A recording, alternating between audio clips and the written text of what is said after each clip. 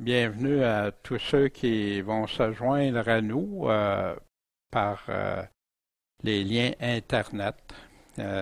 Soyez les bienvenus, puis on vous encourage à persévérer, à chercher, à vérifier, valider toujours ce que vous entendez au nom de Dieu.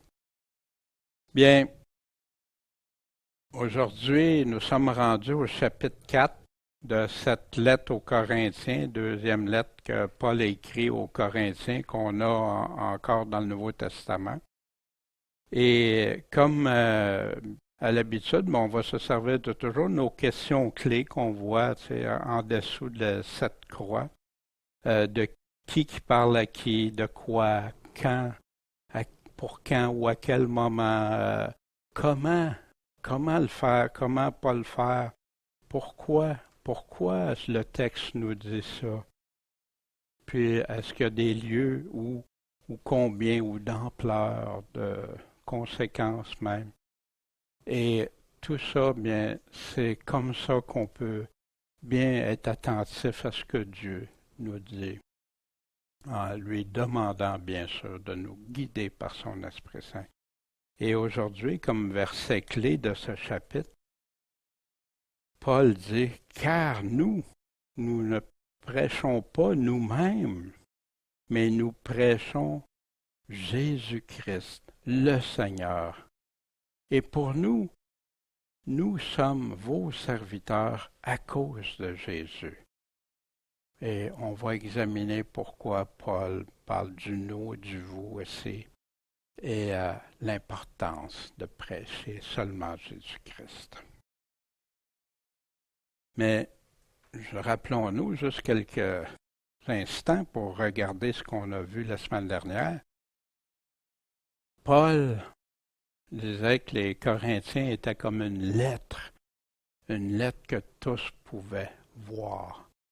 Les chrétiens sont comme une lettre que tous peuvent voir. Puis, il y a des chrétiens qui vivent vraiment selon Christ. Chrétien veut dire disciple de Christ, marcher selon Christ. Puis, il y en a d'autres qui ne marchent pas selon. Mais c'est une lettre que d'autres voient aussi qui peut faire chercher Dieu ou faire blasphémer Dieu, dépendamment comment se comportent les gens. Le ministère de l'Évangile surpasse de loin celui de l'Ancienne Alliance, la Nouvelle Alliance, le Nouveau Testament, qui surpasse. Paul nous parlait de ça.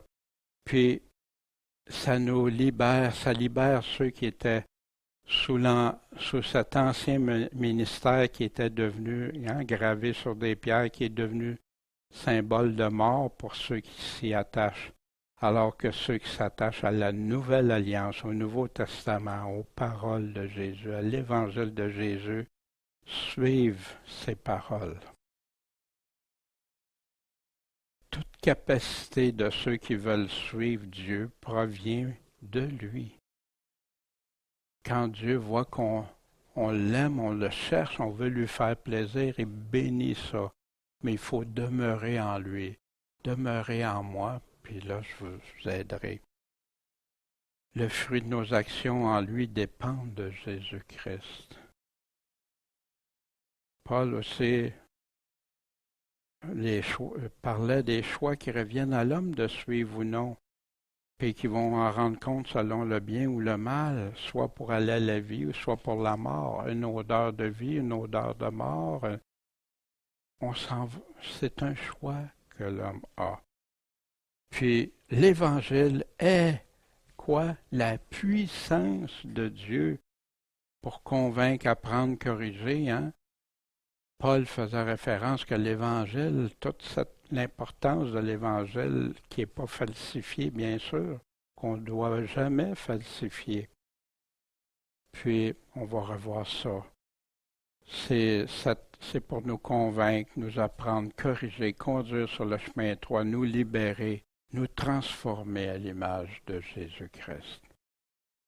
On avait vu les deux alliances, l'Ancien Testament, la lettre qui tue, puis l'Esprit qui donne la vie, la nouvelle alliance, l'Évangile de Christ, le Nouveau Testament, la loi de Christ dans le Nouveau Testament. Hein, puis on avait regardé aussi les différences entre ces deux ministères-là, pourquoi Paul disait ça. Puis on va maintenant pouvoir débuter le chapitre 4. Je vais demander à Michel, s'il te plaît, de nous lire le chapitre 4, s'il vous plaît. C'est pourquoi, ayant ce ministère selon la miséricorde qui nous a été faite, nous ne perdons pas courage, mais nous avons rejeté les choses honteuses qu'on cache, ne nous conduisant point avec artifice et ne falsifiant point la parole de Dieu, mais nous recommandant nous-mêmes auprès de toute conscience d'homme devant Dieu par la manifestation de la vérité. Que si notre évangile est voilé, il est voilé pour ceux qui périssent, pour les incrédules dont le Dieu de ce siècle a aveuglé l'esprit, afin qu'ils ne soient pas éclairés par la lumière du glorieux évangile de Christ, qui est l'image de Dieu. Car nous ne prêchons pas nous-mêmes, mais nous prêchons Jésus-Christ le Seigneur, et pour nous, nous sommes vos serviteurs à cause de Jésus. Car le Dieu qui a dit que la lumière resplendisse au milieu des ténèbres est celui qui a resplendi dans nos cœurs pour faire briller la lumière de la connaissance de la gloire de Dieu en la personne de Jésus-Christ. Or, nous avons ce trésor dans des vases de terre, afin que l'excellence de la puissance soit attribuée à Dieu et non pas à nous. Nous sommes pressés de toute manière, mais non réduits à l'extrémité. En perplexité, mais non sans espérance. Persécutés, mais non abandonnés. Abattus, mais non entièrement perdus. Nous portons toujours en notre corps la mort du Seigneur Jésus, afin que la vie de Jésus soit aussi manifestée dans notre corps. Car, nous qui vivons, nous sommes sans cesse livrés à la mort à cause de Jésus, afin que la vie de Jésus soit aussi manifestée dans notre chair mortelle, de sorte que la mort agit en nous et la vie en vous. Mais ayant le même esprit de foi, selon qu'il est écrit, « J'ai cru, c'est pourquoi j'ai parlé. Nous aussi nous croyons, et c'est pourquoi nous parlons. » Sachant que celui qui a ressuscité le Seigneur Jésus nous ressuscitera aussi par Jésus, et nous fera comparaître avec vous. Car toutes choses sont pour vous, afin que cette grâce se multipliant abonde en actions de grâce d'un grand nombre pour la gloire de Dieu. C'est pourquoi nous ne perdons point courage, et si notre homme extérieur se détruit, l'intérieur se renouvelle de jour en jour, car notre légère affliction du temps présent produit en nous le poids éternel d'une gloire souverainement excellente, puisque nous regardons point aux choses visibles, mais aux invisibles, car les choses visibles sont pour un temps, mais les invisibles sont éternelles. Bien, merci beaucoup, Michel, de ce chapitre qui se veut la suite de... Hein, il n'y avait pas de chapitre, hein, c'est une continuité. Puis on va voir que Paul va revenir, continuer, poursuivre avec les mêmes choses qu'il avait fait au chapitre 3. Mais avant, Seigneur Tout-Puissant, merci de ta parole, merci d'avoir divinement inspiré Paul pour écrire ce qu'on a le privilège d'avoir près de 2000 ans plus tard. Une lettre vivante qui parle et qui nous instruit, nous corrige, nous apprend et nous fait grandir dans la foi véritable. La foi qui vient de ce qu'on entend, puis ce qu'on entend qui vient de la parole de Dieu. Ben, merci Seigneur, puis guide-nous, éclaire-nous, puis surtout Seigneur, que ça reste ancré dans nos cœurs. Notre âme te soit totalement dédiée, Seigneur. En ton saint nom, Jésus-Christ, le roi des rois, le Maître, le Sauveur. Amen. Bien, au chapitre 4, le premier verset, hein, Paul dit c'est pourquoi. Fait que le pourquoi fait référence à ce qu'il est en train de dire au chapitre 3, puis là il va expliquer. Ayant ce ministère, quel ministère? Le ministère de prêcher l'Évangile non falsifié. selon la miséricorde qui nous a été faite. Comment qu'un prédicateur, et là surtout dans le cas d'un apôtre, peut voir ce qui lui a été remis, confié comme service à accomplir pour Dieu, par la miséricorde de Dieu? Seulement par sa miséricorde, sa bonté envers l'homme, autant pour ceux qui le prêchaient, sans le falsifier, que pour ceux qui écoutaient. Cette miséricorde qui nous a été faite, nous ne perdons pas courage. Pourquoi Paul revient avec des idées comme ça? Pas perdre courage. Ben, hey, prêcher l'Évangile, hein, c'est grandiose. Oui, c'est grandiose, mais tu as plein de persécutions, tu as plein d'attaques, tu as plein de choses. C'est facile de se laisser aller au découragement surtout quand tu vois que Paul prêchait puis qu'il y avait plein de gens qui ne suivaient pas ce qu'il avait prêché. Puis, je fais ça pour rien. En plus, j'ai des attaques, j'ai ci, j'ai ça. Mais non, nous ne perdons pas courage. Souvenez, Paul parlait en son nom et ceux qui l'accompagnaient, Timothée et compagnie. Voici ce que Jésus disait à propos du courage dans Jean 16. Je vous ai dit ces choses afin que vous ayez la paix en moi. Pourquoi Jésus disait ça? C'est pas la paix comme les gens parlent aujourd'hui, une paix que tu te sens blindé dans tout est dans la ouate. Non, c'est pas ça. Vous aurez la paix en moi, mais vous aurez des afflictions dans le monde, des tribulations, des persécutions, plein de choses. Mais prenez courage.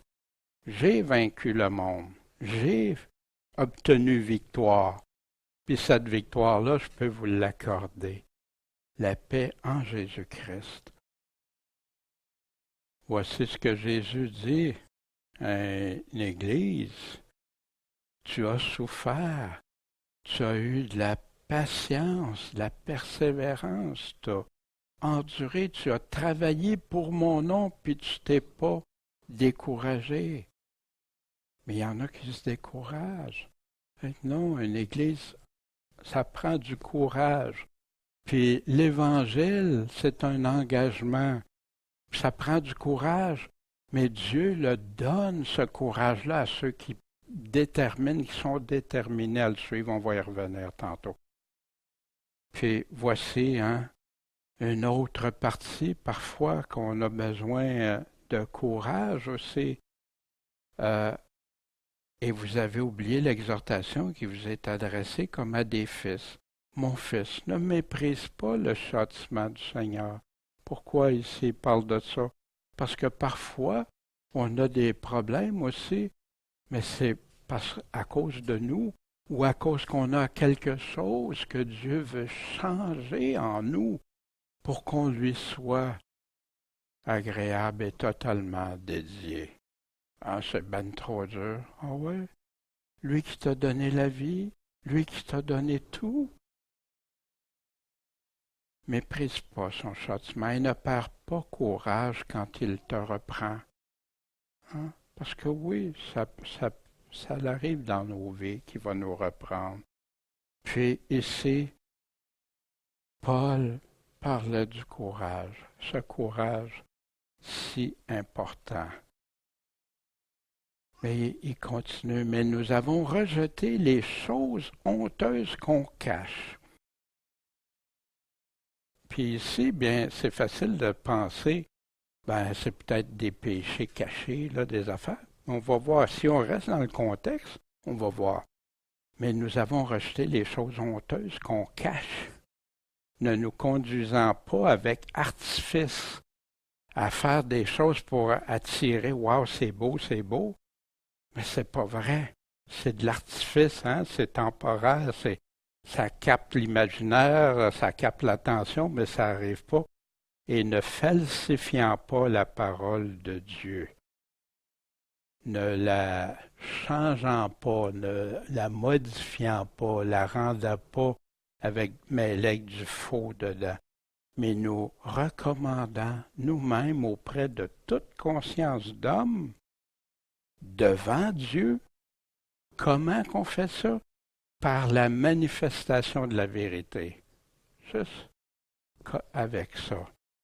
Puis Paul n'est pas le seul à parler de ça. Le Nouveau Testament est rempli à partir des paroles de Jésus puis de tous les autres auteurs du Nouveau Testament. Il va parler de l'importance de rester attaché à la vérité, la doctrine. Vous vous souvenez, Paul, au chapitre 2, « Car nous sommes la bonne odeur de Christ devant Dieu pour ceux qui sont sauvés et pour ceux qui périssent. À ceux-ci, une odeur mortelle donnant la mort, à ceux qui périssent, puis une odeur vivifiante qui donne la vie à ceux qui sont sauvés. Et qui est suffisant pour ces choses? Car nous ne falsifions pas la parole de Dieu comme beaucoup le font. » Qu'est-ce qui est suffisant? La parole de Dieu, mais pure, non falsifiée, comme beaucoup le font. Mais nous parlons avec sincérité comme de la part de Dieu, donc c'est important, c'est crucial. Puis tout prédicateur doit parler de la part de Dieu, mais il y en a qui oublient devant Dieu. Puis comment? En Jésus-Christ. Comment tu fais ça en Jésus-Christ? En prenant seulement ses paroles de lui et de ses apôtres. Je sais qu'on entend ça souvent dans notre assemblée, puis peut-être d'autres qui écoutent.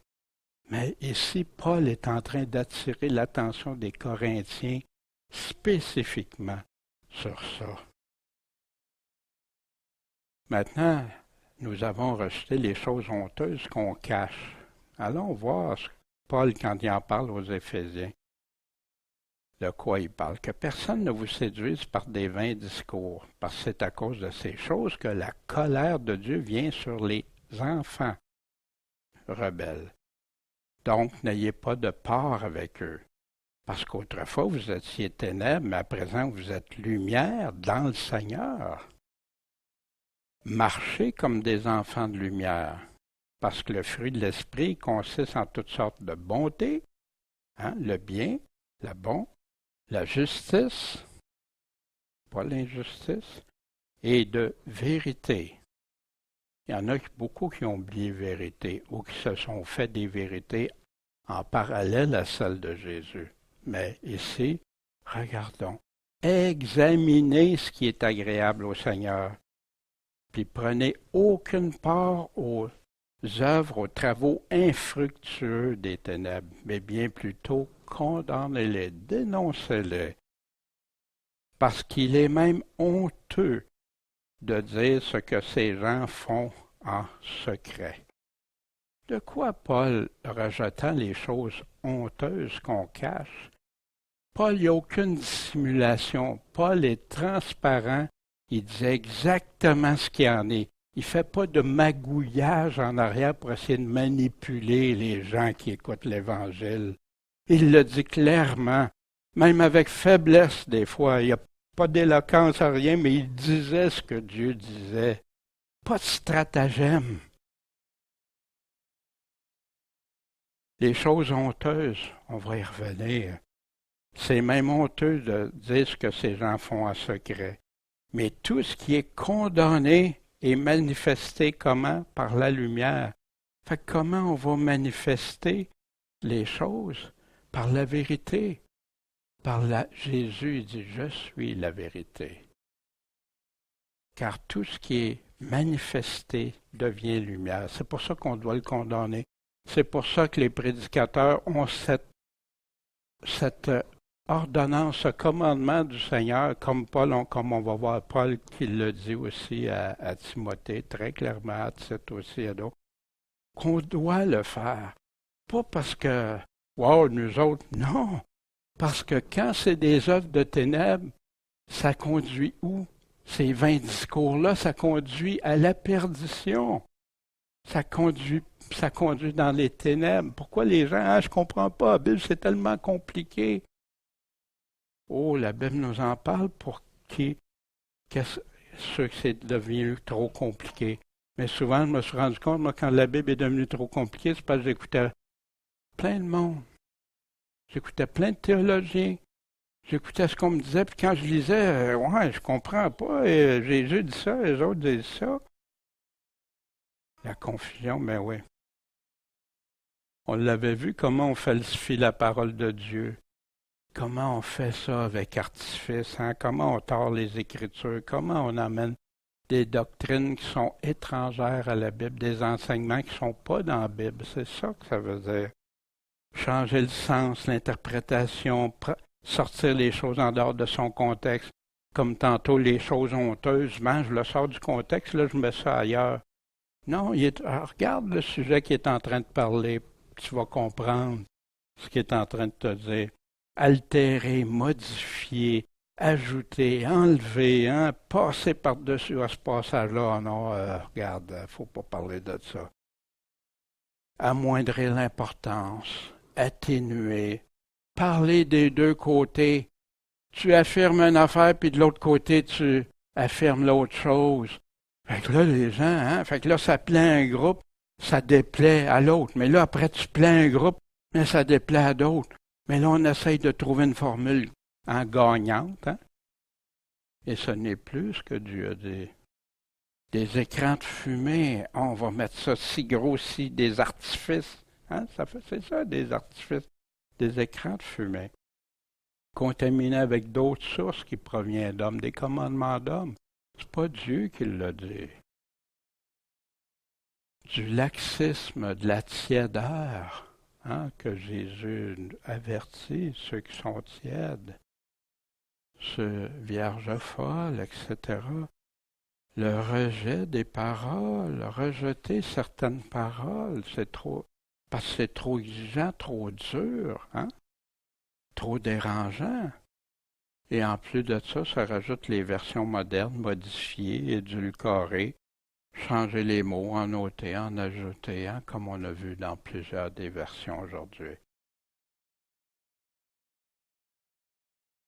Paul voyait ça comme des choses honteuses de falsifier la parole de Dieu, de jouer avec les paroles de Dieu. Mais pensez-vous qu'ils font ça ouvertement? C'est caché.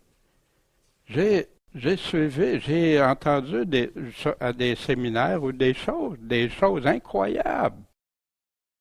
Puis pour devenir prédicateur, comment tu peux, il disait jamais manipuler, mais comment tu peux amener des gens à même être là, hein, sur le bout de le siège pour écouter, puis quoi éviter, comment faire, puis tout ça. Paul, as-tu fait ça? Les apôtres, ont-tu fait ça? Puis Paul rajoute, bien, si notre évangile est voilé, là, s'il reste voilé, parce qu'on reste intègre, puis on falsifie pas, puis parce qu'il y en a qui croient que oui, il faut améliorer l'Évangile pour que le monde le reçoive. Sans ça, ils ne le recevront pas. Mais Paul, il dit, c'est que si notre Évangile est voilé, il est voilé pour ceux qui périssent. C'est grave. Ceux qui s'en vont à la perdition. Et j'aime tellement cette phrase, hein, que Jésus a dit dans Matthieu 11. En ce temps-là, Jésus prenant la parole dit, « Je te loue, ô Père, Seigneur du ciel et de la terre, de ce que tu as caché ces choses aux sages et aux intelligents, et que tu les as révélées à qui? Aux enfants, ceux qui sont humbles de cœur. » Ceux qui ne veulent pas dire, ben moi, avec ma sagesse, mon intelligence, là, non, je deviens humble, puis Dieu peut me montrer, Dieu peut m'enseigner. Oui, mon Père, cela est ainsi parce que tu as trouvé ça bon, parce que Dieu résiste aux orgueilleux, mais à qui accorde sa grâce? Aux humbles. C'est pour ça qu'il nous dit de redevenir comme des enfants. Puis l'évangile voilé, c'est pour qui? C'est pour les incrédules. Qu'est-ce que ça veut dire incrédule? Qui ne croient pas, tout simplement. Ils ne croient pas en Jésus-Christ. dont le Dieu de ce siècle a aveuglé l'esprit. Fait qu'en choisissant de marcher dans ce monde, afin de ne pas être éclairé par la lumière du glorieux évangile de Christ, Christ qui est l'image de Dieu. C'est lui, le seul homme qui est venu sur la terre, fils de Dieu, puis qui est l'image de Dieu. Quand vous me voyez, vous avez vu le Père. À l'image de Dieu, dans sa perfection, dans toutes ses paroles. On se souvient pourquoi les sages et intelligents, car la prédication de la croix est une folie pour ceux qui périssent. Mais pour nous qui sommes sauvés, qu'est-ce qu'elle est? Elle est la puissance de Dieu. C'est pour ça qu'elle est tant attaquée, la parole de Dieu, parce qu'ils veulent effriter, puis le malin en arrière sait comment conduire pour effriter, tenter d'effriter la puissance de la parole de Dieu, faire douter les gens. Ah, c'est un livre de fables, ah, c'est ici, ah, c'est ça. Plein de choses que les gens vont même pas vérifier avant. Pour ceux qui périssent, des incrédules qui ne sont pas éclairés par la lumière du glorieux évangile de Christ. Dans Jean chapitre 1, au commencement était la parole était avec Dieu, puis la parole était Dieu. Quel mot clair pour nous dire qui était Jésus-Christ. Elle était au commencement avec Dieu. Toutes ces choses ont été faites par elle, et rien de ce qui a été fait n'a été fait sans elle. En elle était la vie, et la vie était la lumière des hommes. Et la lumière a lui dans les ténèbres. Et les ténèbres l'ont pas reçue. Qui est cette lumière qui est venue? Qui est venu apporter cette lumière? Mais ils l'ont pas reçue, ils n'ont pas voulu la prendre. Et la parole a été faite chair et habitée parmi nous. Qui d'autre que Jésus-Christ, la parole? Pleine de grâce et de vérité. Beaucoup veulent la grâce, mais la vérité devient secondaire. Non. Si tu ne suis pas sa vérité, comment tu peux espérer d'obtenir sa grâce? Et nous avons contemplé sa gloire, une gloire comme celle du Fils unique venu du Père. Puis au verset 16 et suivant, et nous avons tous reçu sa plénitude et grâce sur grâce. Est-ce que c'est tout le monde? Non, pas ceux qui ne veulent pas recevoir sa lumière, ceux qui ont reçu la lumière. Car la loi a été donnée par Moïse, l'Ancien Testament, l'Ancienne Alliance a été donnée. Mais la grâce et la vérité sont venus par qui? Par Jésus-Christ. C'est pour ça ceux qui s'attachent encore à l'Ancienne Alliance, c'est problématique. Personne n'a jamais vu Dieu. Le Fils unique qui est dans le sein du Père est celui qui l'a fait connaître. On a aussi dans Jean 3, 18 à 21, celui qui croit en lui n'est pas condamné, mais celui qui ne croit pas est déjà condamné parce qu'il n'a pas cru au nom du Fils unique de Dieu. C'est important parce que si tu crois au nom du Fils unique de Dieu, tu vas comprendre qui il est. Tu vas comprendre qu'est-ce qu'il est venu faire. Puis tu vas t'y soumettre pleinement. Quelle folie ça serait, tu sais que tu as un roi des plus puissants, puis que tu dis, oui, je crois à lui, je crois qu'il est puissant, mais je fais à ma tête. Si ce roi-là m'avait dit de faire quelque chose, puis je suis correct. Wow, quelle folie! Quelle croire, il y en a qui se séparent croire de ce que ça veut dire. Et voici la cause de cette condamnation, c'est que la lumière est venue dans le monde et que les hommes ont mieux aimé les ténèbres que la lumière. Pourquoi? Parce que leurs œuvres étaient mauvaises. Ils veulent rester dans ce qui est mauvais. Ils ne veulent pas être transformés. C'est trop exigeant, trop dur. C'est pas assez évolué à entendre certains, car quiconque fait le mal, il haït la lumière, puis il ne vient pas à la lumière Pourquoi? De peur que ses œuvres ne soient reprises. Non, non, moi je suis correct comme je suis. Pour ça, il y en a plein qui justifient ceux qui continuent dans le péché, puis ils vont même le dire qu'ils sont sauvés parce qu'ils ont fait une prière. Wow! Mais celui qui agit selon la vérité, il vient à la lumière, t'en veux de cette lumière-là, afin que ses œuvres soient manifestées. Pourquoi? Parce qu'elles sont faites en Dieu. Les œuvres que Dieu demande qu'on fasse, les bonnes œuvres. Que certains décrivent comme si c'était une peste, les œuvres maintenant. Ils ont jeté le bébé avec l'eau sale du bain. Parce que Jésus aussi a dit qu'il jugerait selon les œuvres de chacun. Car nous ne nous prêchons pas nous-mêmes. Ah, pourquoi Paul dirait ça? Parce que c'est pas lui qui, quand il va prêcher, c'est pas lui, c'est Dieu. Mais nous prêchons Jésus-Christ, le Seigneur. Puis le nous ici va avec. Nous sommes vos serviteurs. Fait que Paul parlait spécifiquement de lui et de ceux qui prêchaient la parole avec lui. Et pour nous, nous sommes vos serviteurs, mais à cause de Jésus.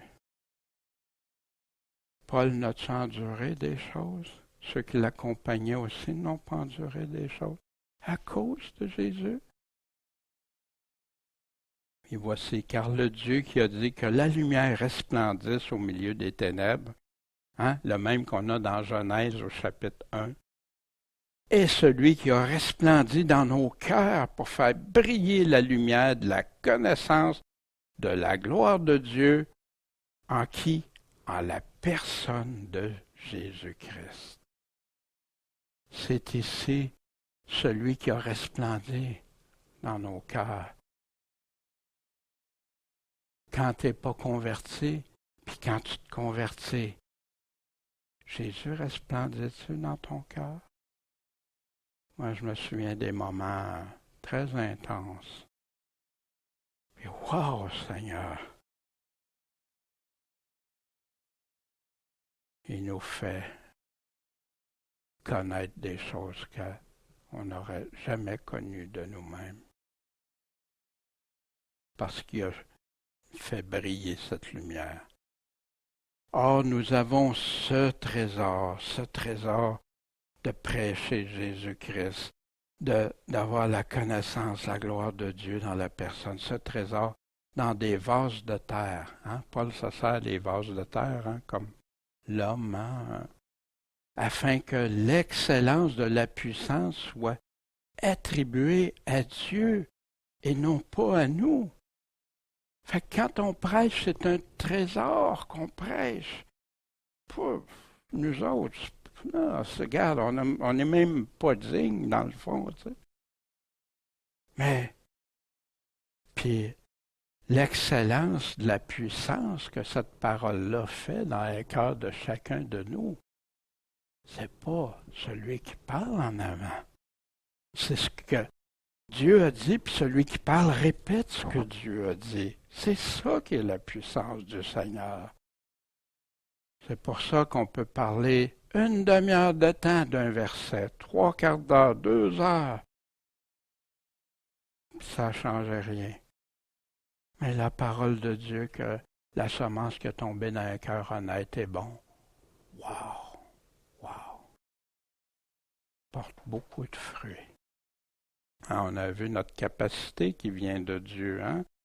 Paul qui avait dit au chapitre la semaine dernière, nous avons reçu, non que nous soyons capables par nous-mêmes de penser quelque chose comme de nous-mêmes, mais notre capacité vient de Dieu. Il est en train de parler de quoi? Qui lui aussi nous a rendus capables d'être ministres de la nouvelle alliance. Puis pas de la lettre qui tue gravée sur des pierres, l'Ancien Testament, mais la nouvelle alliance. L'esprit qui vivifie. Les paroles que je vous dis sont esprit et vie, que Jésus nous dit. Paul qui parle aussi de la capacité, je sais être dans l'abaissement, je sais aussi être dans l'abondance, En tout, partout, j'ai appris à être rassasié, puis à avoir faim, dans l'abondance, puis dans la disette. Mais Paul dit quoi? Je puis tout par Christ qui me fortifie. Christ peut fortifier. C'est ce qu'il a fait pour Paul, pour les personnes qui prêchaient, puis combien de chrétiens et de prédicateurs au travers des siècles. Nous sommes pressés de toute manière. Hein? Vous savez ce que c'est, se sentir pressé? Hein? Compressé, comprimé, tout bas, tout côté. Hein? Le couvert va sauter. Mais non réduit à l'extrémité. Oui, on vit ça, mais on n'est pas rendu à l'extrême, au bout, qu'il n'y a plus rien, qu'on n'est plus capable. En perplexité, ouais, qu'est-ce qui se passe? Des fois, on ne comprend pas tout ce qui arrive et tout ça. Mais non sans espérance. Non sans espérance. Elle demeure toujours là, l'espérance. Persécutée, mais non abandonnée. Abattue, mais non entièrement perdue. Pas encore mort. Nous portons toujours en notre corps la mort du Seigneur Jésus. Qu'est-ce que ça veut dire, la mort du Seigneur Jésus? Parce que ceux qui marchent selon Christ meurent en Jésus-Christ pour aller dans la vie, dans la résurrection. Et on a plusieurs passages qui nous parlent de ça. Puis afin que la vie de Jésus soit aussi manifestée dans notre corps. Ben, comme Jésus, on souffre aussi. Comme Jésus, on se fait persécuter parce que on veut suivre, on le suit. Car nous qui vivons, nous sommes sans cesse livrés à la mort à cause de Jésus. Voyez-vous? Pourquoi que notre corps, la mort du Seigneur Jésus? À cause de Jésus, afin que la vie de Jésus soit aussi manifestée dans notre chair mortelle. Ben, les gens le voient, ça. Regarde, ils voient tout ce qui arrive, tout ce qui nous arrive, mais regarde, c'est qui qu'on voit qui est Jésus-Christ. Et là, parce que ça serait impossible. Combien sont morts? Souvenez-vous d'Étienne dans Actes, quand il s'est fait lapider, mort atroce. Puis, est-ce que Dieu était avec lui? Comment ça, ses souffrances n'avaient plus? Les gens ont-ils vu? Ah, même Paul qui était là, quel souvenir dans l'image, dans la tête de Paul qui a dû rester de ça. Pardonne-leur, parce qu'ils ne savent pas ce qu'ils font. Puis je vois les cieux ouverts, le Fils de Dieu assis à la droite du Père. Wow. Pendant la torture, Dieu est capable de faire plein de choses. De sorte que la mort agit en nous, qui est ce Paul qui prêchait, et la vie en vous. Ça devrait faire réfléchir. Mais ayant le même esprit de foi, selon qu'il est écrit. Fait que, deux choses tout en partant. On a un même esprit de foi, mais c'est selon ce qui vient de la Bible, ce qui est écrit, puis on va aller le voir dans quelques instants. Puis il dit, j'ai cru, c'est pourquoi j'ai parlé. Fait qu'ils ont parlé de l'Évangile du Seigneur. Nous aussi, nous croyons, et c'est pourquoi nous parlons, comme dans ce qui est écrit. Allons voir ce qui est écrit, c'est dans le psaume 116. J'aime l'Éternel, car il a entendu ma voix et mes supplications. Quand Paul cite un passage, un verset, on a tout l'ensemble, puis ceux qui connaissaient les Écritures connaissaient. Puis dans ce psaume-là, il a entendu ma voix, mes supplications, parce qu'il a incliné son oreille vers moi. Aussi, je vais l'invoquer toute ma vie. Les liens de la mort m'avaient entouré. Les angoisses du sépulcre m'avaient saisi. J'avais peur de mourir. J'avais trouvé La détresse et la douleur, ça ressemble pas à ce que Paul et ses compagnons ont vécu, puis que des millions de chrétiens ont vécu. Mais j'invoquais le nom de l'Éternel. Ô Éternel, délivre mon âme. L'Éternel est compatissant et juste. Il voit, il sait ce qui arrive. Et notre Dieu fait miséricorde. L'Éternel garde les petits. J'étais misérable et il m'a sauvé.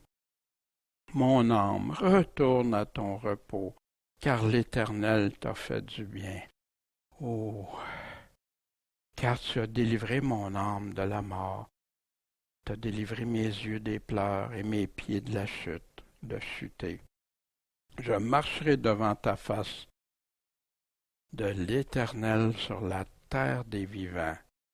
Et voici la phrase que Paul cite, bien choisie. J'ai cru, c'est pourquoi j'ai parlé. J'ai été fort affligé. Je disais dans mon agitation, tout homme est menteur. Mais Dieu n'est pas menteur. Hein? Dieu met en garde aussi, ajoute rien à ses paroles de peur d'être trouvé menteur. Que rendrai-je à l'Éternel? Tous ses bienfaits sont sur moi. Je prendrai la coupe des délivrances et j'invoquerai le nom de l'Éternel. Je rendrai mes vœux à l'Éternel en présence de tout son peuple. La mort des bien-aimés de l'Éternel est précieuse à ses yeux. Chacun qui est mort à cause de Jésus, en aimant Jésus, en suivant Jésus. Wow! Je te prie, ô Éternel, car je suis ton serviteur, fils de ta servante.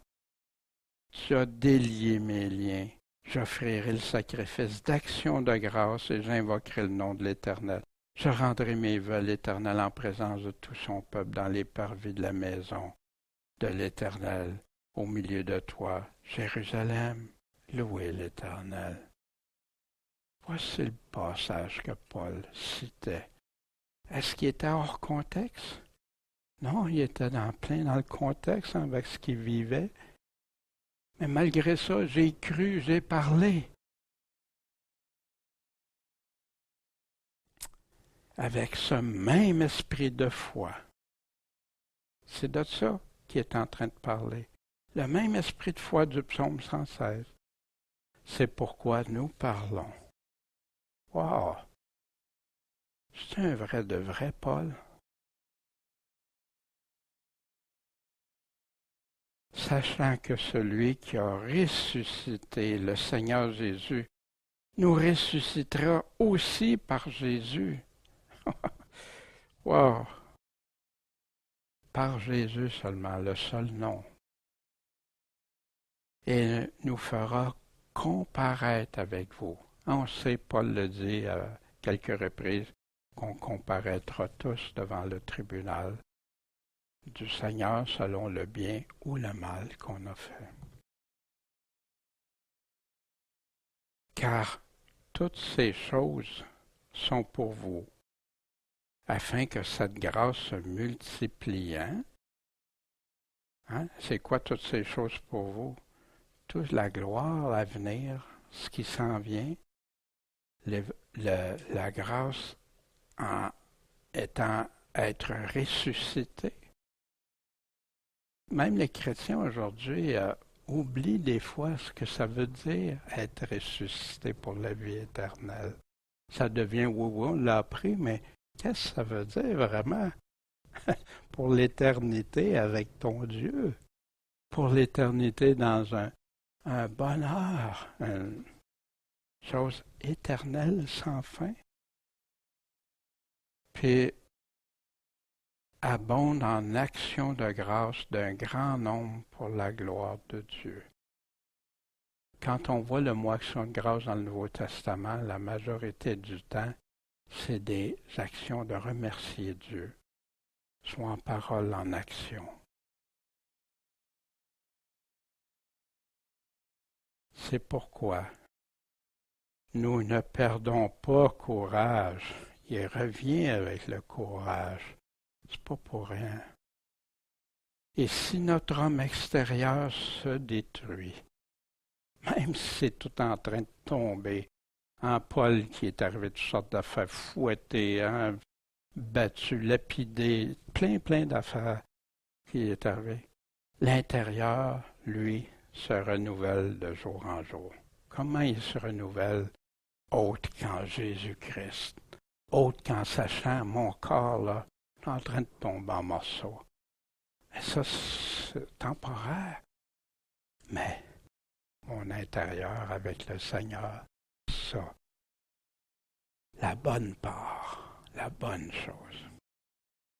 Souvenez au point de vue courage, voici ce que Dieu avait dit à Josué, que ce livre de la loi ne s'éloigne pas de ta bouche, mais médite-le, réfléchis jour et nuit. Pourquoi? Pour que tu prennes garde à faire tout ce qui est écrit. Parce que c'est alors que tu réussiras dans tes entreprises, dans les projets, dans ce que tu fais. C'est alors que tu prospéreras. Il y en a qui pensent que c'est juste monétaire. Non, c'est prospérer. Ne t'ai-je pas commandé? Est-ce que je ne te l'ai pas commandé? Fortifie-toi et prends courage. Mais ça, Josué, pour que ça marche, là, faut que tu te fortifies. Faut que tu sois courageux. Parce que lire, méditer, là, ça sera, puis le mettre en pratique surtout, ça sera pas facile. Mais tu dois le faire. Puis moi, je vais être en arrière pour bénir ce que tu vas faire. Ne t'épouvante pas, ne t'effraie de rien. Pourtant, Josué, hein, il est un soldat courageux, brave. Quand on suit, c'est lui qui a fait plein de choses. Mais pourquoi Dieu y dit? Parce que ça sera pas facile, Josué. Ça va être là. Ne t'effraie de rien, car l'Éternel, ton Dieu, est avec toi partout où tu iras. Savez-vous pourquoi j'aime le citer aussi? Parce que quand tu regardes l'ensemble de la Bible, ça revient souvent à ça. Autant dans l'Ancien que dans le Nouveau Testament. Si Dieu est avec toi. Puis voici, même si notre homme extérieur se détruit, parce que notre légère affliction du temps présent, ben ça produit en nous un poids éternel d'une gloire souverainement, ça veut dire plus fort que tout, excellente. Ce qu'on vit là, il appelle ça légère affliction, ce que Paul vivait. Fait que moi, ça m'a fait réfléchir. Oh, ça va pas bien aujourd'hui. Ah, je suis affligé. OK.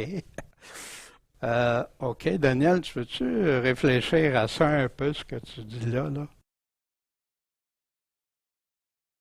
Ouais, légère réflexion. Hein?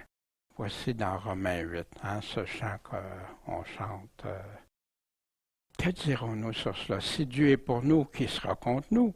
Lui qui n'a pas épargné son propre Fils, mais qui l'a livré pour nous, par amour pour nous tous. Comment nous donnera-t-il pas toute chose? Il a donné ce qu'il y a de plus précieux pour nous, par amour pour nous sauver. Qui accusera les élus de Dieu? Dieu est celui qui est justifié. Qui les condamnera? Christ est mort et de plus il est ressuscité, même à sa droite de Dieu, puis intercède aussi pour nous. Qui va nous séparer de l'amour de Christ? L'affliction? L'angoisse? La persécution? La faim, la nudité, le péril, l'épée? Selon qu'il est écrit, nous sommes livrés à la mort tous les jours à cause de toi et nous sommes regardés comme des brebis destinées à la tuerie. Des fois, on a de la misère à s'imaginer ça ici, parce qu'on ne vit pas ça, là, actuellement. Mais savez-vous qu'il y a plus de 50 pays que c'est nos frères, nos sœurs vivent ça actuellement? Au contraire, dans toutes ces choses, on est plus que vainqueurs. Comment il peut dire ça? Par celui qui nous a aimés. Car je suis assuré que ni la mort, ni la vie, ni les anges, ni les principautés, ni les puissances, ni les choses présentes, ni les choses à venir, ni la hauteur, ni la profondeur, ni aucune créature. Je pense qu'il a donné tout ce qui existait. ne pourra nous séparer de l'amour de Dieu. Comment cet amour de Dieu-là s'est manifesté? En Jésus-Christ, notre Seigneur, celui qui a donné sa vie pour nous. Ce temps d'affliction qui va produire un poids éternel, une gloire excellente. Pierre qui parle de la légère affliction du temps présent, hein, lui aussi, durant le temps de Néron, juste avant sa mort. Pierre, apôtre de Jésus-Christ aux élus étrangers dispersés dans le pont Galatie, Cappadoce, hein, Asie, Bithynie, presque tout le monde dans ce temps-là, élu selon la présence de Dieu, le Père. Pourquoi? Pour être sanctifié par l'Esprit, pour obéir à Jésus-Christ et pour avoir part à l'aspersion de son sang, le sang qui nous purifie de tout péché. Que la grâce et la paix vous soient multipliées. Le Père de notre Seigneur Jésus-Christ, qui selon sa grande miséricorde nous a fait renaître, la vie nouvelle, cette nouvelle naissance pour une espérance vivante, comme par la résurrection de Jésus-Christ d'entre les morts. Pourquoi? Pour un héritage incorruptible, sans tache, inaltérable et réservé dans les cieux pour nous. Un trésor que personne ne peut enlever, qui dans la puissance de Dieu sommes gardés par la foi pour le salut, qui est prêt à être manifesté dans les derniers temps. En cela, vous vous réjouissez. C'est dans ça qu'on doit se réjouir. C'est pour ça qu'il y en a qui ne comprennent pas les malheurs, tout ça. Mais c'est dans ça que la Bible nous dit de se réjouir. Dans ce qui s'en vient, cette espérance glorieuse. En cela, vous vous réjouissez, quoi que vous soyez maintenant, dans ce temps-ci, attristés pour un peu de temps par diverses épreuves, puisqu'il le faut, afin que l'épreuve de votre foi, plus précieuse que l'or périssable, qui pourtant alors a été éprouvé par le feu, vous tourne à louange, à l'honneur, à la gloire, quand? Lors de l'avènement de Jésus-Christ. Imaginez tous ceux qui croient, qui ont cette espérance, qui endurent tout jusqu'à son apparition. Wow!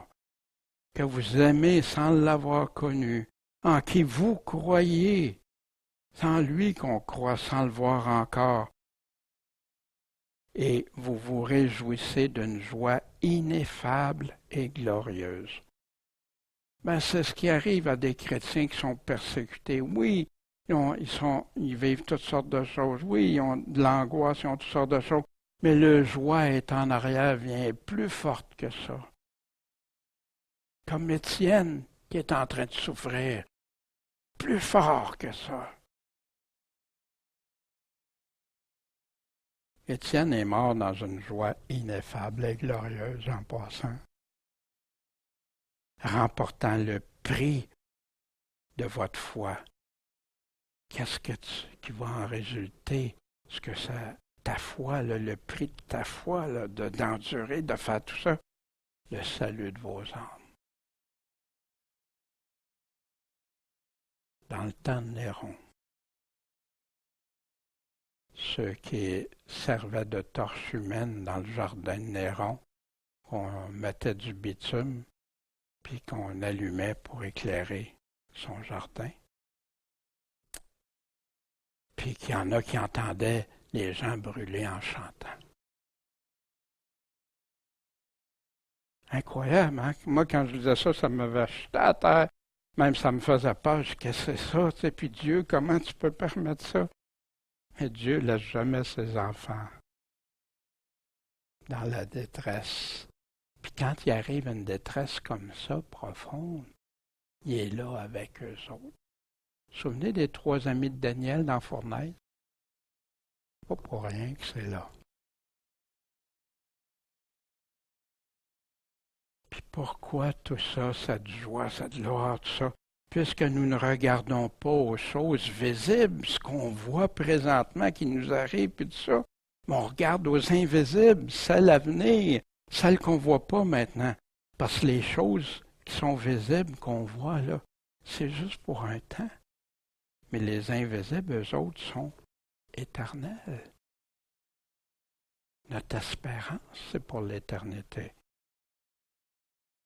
Paul nous a parlé pourquoi c'est si important de ne pas falsifier, prêcher l'évangile glorieux de Jésus-Christ avec le même esprit de foi. L'évangile de Jésus-Christ est sacré aux yeux de Dieu. C'est lui qui a dit au Fils, celui-ci, puis à ceux qui étaient là, celui-ci est mon Fils bien-aimé, écoutez-le. C'est lui. Personne n'a le droit de modifier en quelque manière que possible. Malheureusement, plusieurs se sont donnés eux-mêmes, ou par d'autres, l'autorité d'améliorer les paroles mêmes de Dieu. Et j'ai fait partie de ça quand je pensais que essayer comment rendre l'Évangile, là, wow, puis le monde va aimer ça, puis c'est pas ça qu'il m'a dit. Parce qu'à certains, ça va être une odeur de vie, puis à d'autres, une odeur de mort. Améliorer les paroles même de Jésus, même de Dieu, wow! En y ajoutant des commandements d'hommes, en déformant ce qui est écrit, en adoucissant les avertissements que Jésus dit parfois qui sont très sévères, puis même contrarier ce qui est écrit, puis appliquant juste ce qui plaît. Ça, c'est pour toi parce que tu es chrétien. Mais tout le reste, là, c'est plus pour toi parce que maintenant tu es sauvé. Fait que là, c'est plus pour toi. Qu'est-ce que ça fait? Ça fait qu'il y a plein de chrétiens qui ne s'examinent plus s'ils sont dans la vraie foi. Ils écoutent ce qu'on leur dit sans vérifier. Moi, je suis tellement heureux quand quelqu'un vérifie ce que je dis. Merci Seigneur, cette personne-là a l'amour de la vérité. Cherche à le vrai. Puis c'est si important pour moi que quand je dis la parole, qu'elle est affichée, que le monde peut le lire ou l'entendre. Parce que si jamais je commence à changer ce qui est écrit, aller dans une autre direction, ben c'est à Dieu. C'est pas l'homme qu'on prêche, c'est Dieu qu'on prêche. C'est Dieu qui a raison. C'est Dieu qui a les vraies paroles de la vie éternelle. Puis, il y en a qui disent qu'il y a plein de passages, ça ne s'applique même pas aux chrétiens. C'est vrai, il y en a certains qui ne s'appliquent pas, comme Judas. C'est vrai, il y en a certains passages qu'il a dit à des personnes, ça ne s'applique pas à moi. Mais les avertissements qu'il a donnés aux pharisiens, c'est pourquoi on l'a décrit? Pour que je vérifie si je n'ai pas un agissement comme les pharisiens. Par contre, il proclame que ceux qui ne peuvent pas s'empêcher de pécher sont quand même sauvés. Combien de fois j'ai entendu ça? La foi, maintenant tu es sauvé, tu es né de nouveau. Il y en a qui affirment même que tu peux vivre comme un démon et être sauvé pareil parce que tu as fait une prière, tu es né de nouveau. Wow! En passant, né de nouveau, c'est une étape, c'est pas la seule étape dans le Nouveau Testament. Mais il y en a qui prêchent comme si c'est juste ça le point. Peuvent puis justifient ceux qui vivent dans le péché. Ils affaiblissent les avertissements très clairs partout dans le Nouveau Testament. Toutes des doctrines qui ne sont pas dans la Bible, qui sont pernicieuses, qui emmènent ailleurs que ce que Jésus a dit, parce que la Bible doit être prise dans son ensemble. Tout ce que Jésus a dit, c'est pas découpé, mais regardez tout ce qu'il me dit. Croire est devenu une formalité, puis non la façon de vivre pour Christ, par Christ, puis en Jésus-Christ. Pour beaucoup, c'est devenu formalité. En passant, légalisme et formalité, c'est deux choses distinctes. Quand on parle de légalisme dans la Bible, en tout cas, c'est ceux qui veulent vivre sous l'ancienne loi, l'ancienne alliance de Moïse. Pas parce qu'ils sont dans une formalité détachée de l'amour de Dieu. Les commandements de Jésus sont devenus optionnels pour plusieurs prédicateurs qui traitaient que c'est être légaliste. Ils sont là, les commandements, mais c'est superflu. Même c'est trop difficile. Porter sa croix, puis même prêt à mourir. Puis croire en Jésus, ça permet de mettre de côté ce qu'il nous a dit. Enseignez-leur tout ce que je vous ai commandé, l'Évangile nous dit dans Matthieu 28. Croire en Jésus, ça permet ça vraiment, de se détacher de ce qu'il a dit? Une formule de prière remplace la foi véritable et persévérance dans l'Évangile moderne.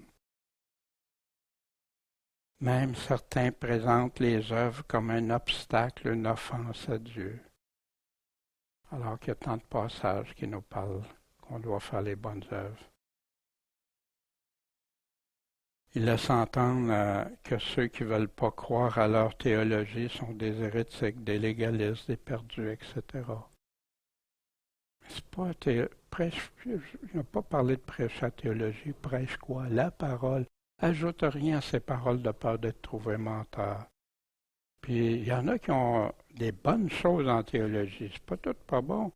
Mais où il y a de l'erreur qui s'y glisse un peu de levain, les gens ne le voient plus parce qu'ils ont fait confiance à cause de ça. Voici la solution de Jésus pour prêcher l'Évangile glorieux avec le même esprit de foi.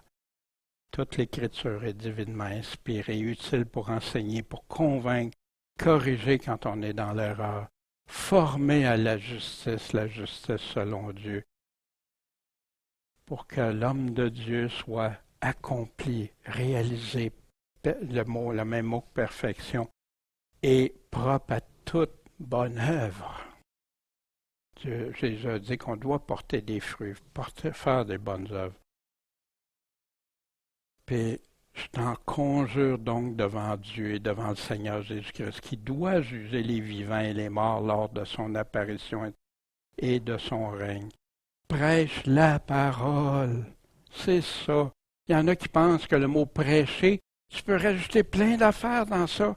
Mais si tu lis les premiers chrétiens, les premiers conducteurs d'Église, on a encore certaines de ces prédications-là qui ont écrites, tu vois juste des paroles de la Bible dedans.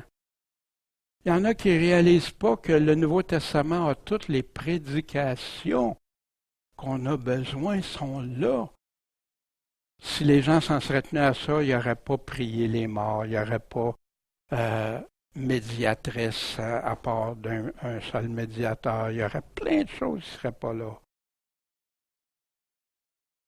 Insiste en temps et hors du temps, reprend, censure, exhorte en toute patience et en instruisant, en montrant ça.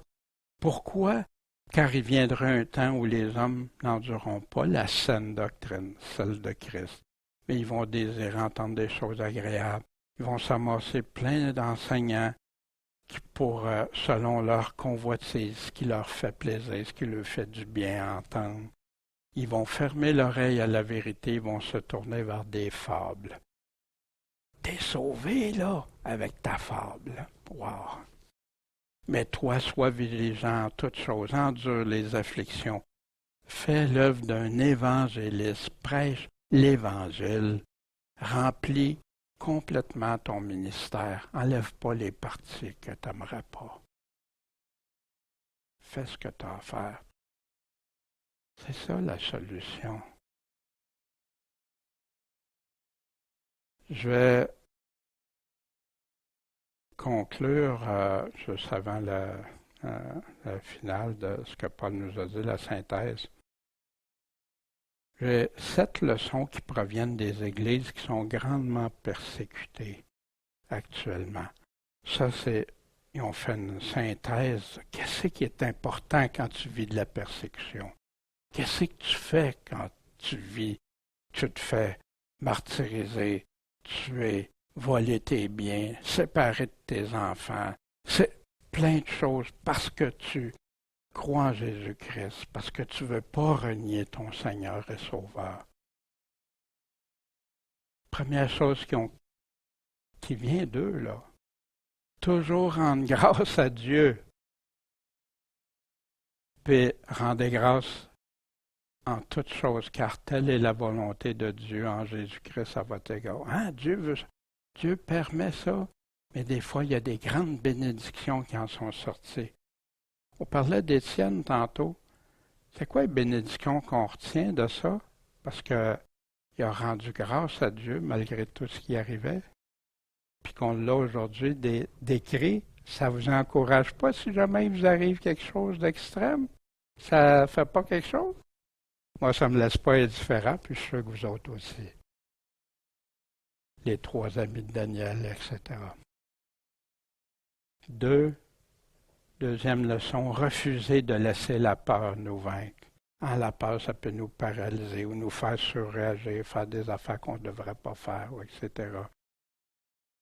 Voici dans 2 Corinthiens qu'on va voir. Mais il m'a dit, ma grâce te suffit, car ma force s'accomplit dans la faiblesse. Avoue les périodes, des fois que tu es le plus désespéré, rendu au bout, puis tout, tu dis, Dieu, occupe-toi-en. Moi, j'ai des bons souvenirs que Dieu s'en est occupé. Merci, mon Dieu. Puis j'ai des personnes, Jacinthe aussi me partageait ça dans les périodes les plus difficiles, comment elle était heureuse, la paix de Dieu au travers, tout ça.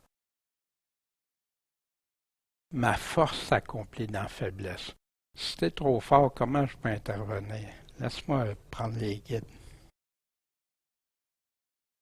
Puis je me glorifierai plus volontiers mes infirmités. Pourquoi? Pour que la force de Christ habite en moi. C'est pourquoi je me complais dans les infirmités, les opprobes, les misères, les persécutions, les angoisses pour le Christ. Car lorsque je suis faible, c'est alors que je suis fort. Remarquez ici, Paul n'a jamais parlé dans les péchés, ou dans l'injustice, ou des choses comme ça, comme certains présentent que ça. Je suis faible, là, fait que... Troisième leçon qu'ils ont appris, qu'ils veulent partager. Dépendre de Dieu, s'en remettre à lui. C'est facile à dire, mais je vous laisse la paix, je vous donne ma paix, je ne vous la donne pas comme le monde la donne. Que votre cœur ne se trouble pas et ne craigne pas. Puis comme Étienne, dans les pires moments, tu peux être en pleine paix au travers ça avec la paix du Seigneur. Prendre la prochaine étape avec courage. Parce que tu sais, Paul parlait de presser, tout bas, tout côté. Prendre avec courage. Bon, je sais que ça va brasser, que ça va aller, mais Dieu, t'es avec moi. Voici, veillez, demeurez ferme dans la foi. Prends le bouclier de la foi qui éteint les attaques, les flèches. Agissez courageusement, fortifiez-vous. C'est pas impossible, c'est possible. Puis Jésus, j'ai vaincu, il peut nous rendre vainqueurs en toutes choses. 5e leçon, faire le deuil de nos pertes. Il t'est arrivé plein de pertes. Peut-être tu as perdu ton emploi, ta famille, tu as perdu plein de choses, tout ce que tu avais, ta santé, tout. Fais-en le deuil. Fais ton deuil de ça. Passe à autre chose. C'est ça, je suis rendu là. Je sais que Dieu, il n'y a pas un cheveu qui tombe dans ma tête sans qu'il sache. Voici Jésus dans Matthieu 11. Venez à moi, vous tous qui êtes fatigués et chargés. Je vous soulagerai. Chargez-vous de mon joug et apprenez de moi, apprendre de lui. Parce que je suis doux et humble de cœur, et vous trouverez le repos de vos âmes. Mais encore là, je reprends l'exemple d'Étienne. Wow! De plein de chrétiens au travers de ça. Pardonnez à vos ennemis, celui qui t'a fait tout ce mal-là. Mais moi, je vous dis, aimez vos ennemis, bénissez ceux qui vous maudissent, faites du bien à ceux qui vous haïssent et priez pour ceux qui vous outragent et qui vous persécutent. Paul a fait ça envers l'Église, envers les chrétiens. Il y a sûrement quelqu'un qui a pardonné et qui a prié pour Paul. Puis,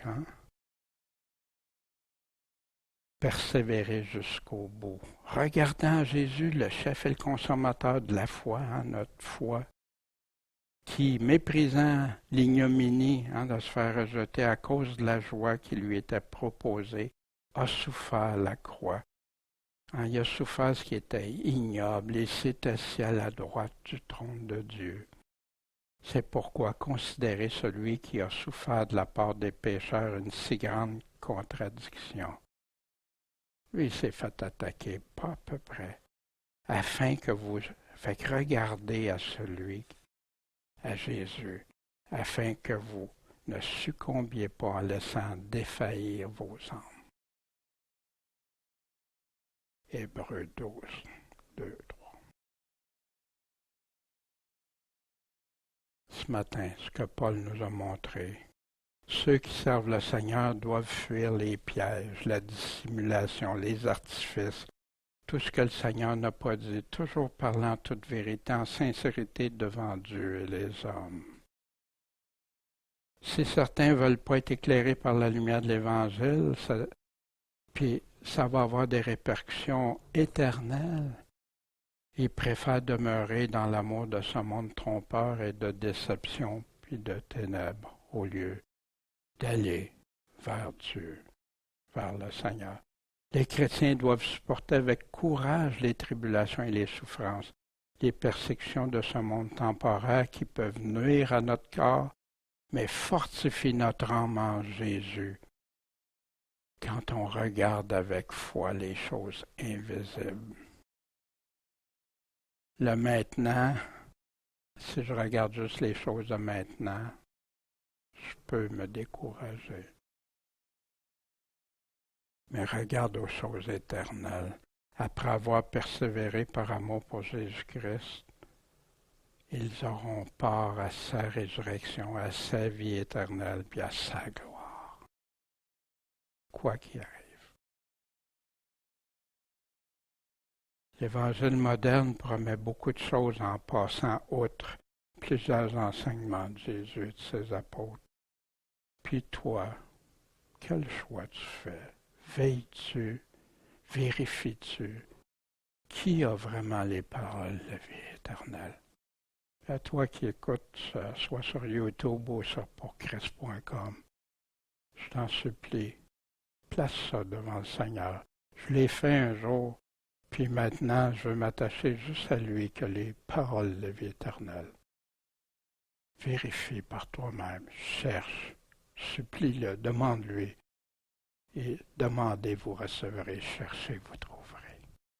Ben, merci Seigneur Tout-Puissant pour ta parole, ces exhortations puissantes, Seigneur, qui dans ce temps où il y a tant de mensonges, tant de choses qu'on a besoin d'entendre. Puis l'Évangile, c'est un engagement vers toi, c'est une délivrance que tu nous accordes, mais aussi tu nous demandes de te suivre, d'être avec toi. Puis la vie éternelle pour ceux qui lui obéissent. Merci Seigneur Tout-Puissant, en ton saint nom. Amen.